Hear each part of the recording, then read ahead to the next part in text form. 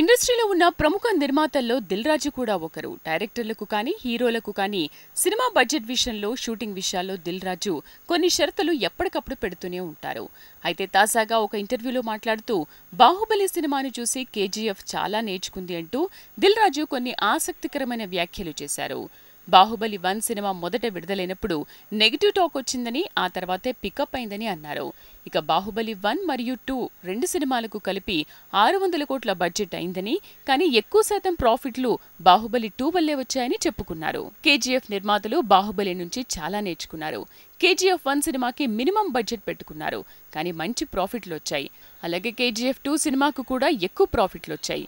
అందరూ కేజీఎఫ్ నిర్మాతలను చూసి నేర్చుకోవాలి. బాహుబలి 1 విషయంలో సమయం మరియు డబ్బులు ఏ విధంగా వాడారు అనేది కేజీఎఫ్ నిర్మాతలు చాలా బాగా అర్థం చేసుకున్నారు అని అన్నారు దిల్ రాజు.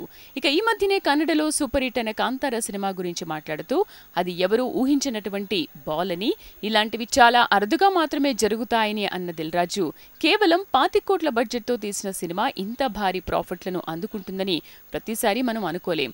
గతంలో నేను నిర్మించిన బొమ్మరిల్లు, ఫిదా, శతమానం భవతి వంటి సినిమాలు కూడా అదే రేంజ్లో సక్సెస్ను అందుకున్నాయని అన్నారు.